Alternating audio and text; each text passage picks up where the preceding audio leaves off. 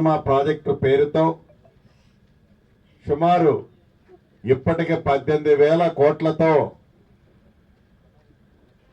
ఆనాడు 3,75,000 ఈనాడు 5,75,000 అంటే 2 లక్షల ఎకరాల ఆయకట్టు ఎక్కువ చూపించి 2,400 కోట్ల బదులు 18,000 కోట్లు చేసిన మహానుభావులు గత ప్రభుత్వంలో ఉన్న ప్రబుద్ధులు. ఈ 18,000 కోట్లలో ఆనాటి ప్రభుత్వం సుమారు 8,000 కోట్ల పైచీలుగా ఖర్చు పెట్టి, అది ఖర్చు పెట్టింది కూడా తలా తోక లేకుండా వారు ఏదైతే గీతలు గీశారో ఆ గీతలు గీసిన దాంట్లో మొదటి నుంచి పనులు మొదలు పెట్టకుండా ఎక్కడ పడితే అక్కడ పనులు మొదలుపెట్టి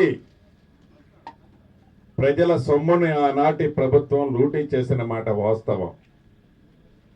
మార్పు కావాలని, మార్పులో భాగంగా ఇందిరమ్మ రాజ్యం వచ్చి 7 నెలలు పూర్తి చేసుకొని 8వ నెలలో ఈనాడు మనం ఉన్నాం.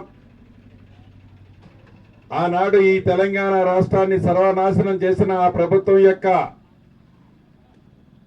నిర్వాహకాలన్నిటినీ ఒక్కొక్కటి క్షుణ్ణంగా పరిశీలిస్తూ, అది ఇరిగేషన్ సెక్టర్లో కాళేశ్వరం కానివ్వండి, పాలమూరు రంగారెడ్డి కానివ్వండి, సీతారామ ప్రాజెక్టు కానివ్వండి, ఎలా ప్రజల సొమ్ముని లూటీ చేశారో వాటిని పునఃపరిశీలించి ఆ ఉన్న పనులను బ్యాలెన్స్ ని ఎలా చేయాలి అని ఈ ప్రభుత్వం చిత్తశుద్ధితో రేవంత్ రెడ్డి గారి నాయకత్వంలో ఇరిగేషన్ మంత్రి గారు ఉత్తమ్ కుమార్ రెడ్డి గారు, మిగతా కేబినెట్ మంత్రులమంతా ఈ ప్రాజెక్టులను అన్నిటినీ రైతులకు ఉపయోగపడే విధంగా సాగులోకి తెచ్చే దాంట్లో కృషే ఈ లింక్ కెనాల్ ఫలితం. సుమారు 8.7 కిలోమీటర్ల పొడవున్న ఈ లింక్ కెనాలు 1600 క్యూసెక్కుల డిశ్చార్జితో నాగార్జున సాగర్ ఏనుకూరు దగ్గర ఉన్న Nagarjuna Sagar canal head regulator కి అప్స్ట్రీమ్ సైడు ఆ పాత ఆయకట్టు నాగార్జున సాగర్ ఆయకట్టు ఏదైతే 1,35,000 ఉందో ఈ 1,35,000 ఆయకట్టుతో పాటు మీడియం ప్రాజెక్టులైన వైరా ప్రాజెక్టు, లంకాసాగర్ ప్రాజెక్టుతో పాటు సుమారు తెలంగాణ రాష్ట్రంలోని 15 మండలాల్లో ఉన్న మైనర్ ఇరిగేషన్ ట్యాంకులన్నిటినీ పాత ఆయకట్టున మొత్తాన్ని సస్టైన్ చేసే కోసం ఈ రాబోయే కొద్ది రోజుల్లోనే గౌరవ ముఖ్యమంత్రి రేవంత్ రెడ్డి గారి చేతుల మీదుగా ఈ సీతారామ ప్రాజెక్టుని వాడుకలోకి ఈ పేదోడు ప్రభుత్వం ఇందిరమ్మ రాజ్యం తీసుకురావటానికి యుద్ధ ప్రాతిపదికన ఈనాడు ఈ లింక్ కాలువను చేపట్టడం జరిగింది.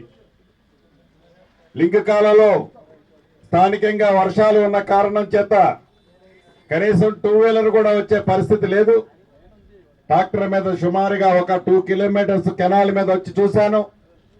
మధ్య మధ్యలో వివిధ ప్రాంతాల్లో చూసుకుంటూ వచ్చాము.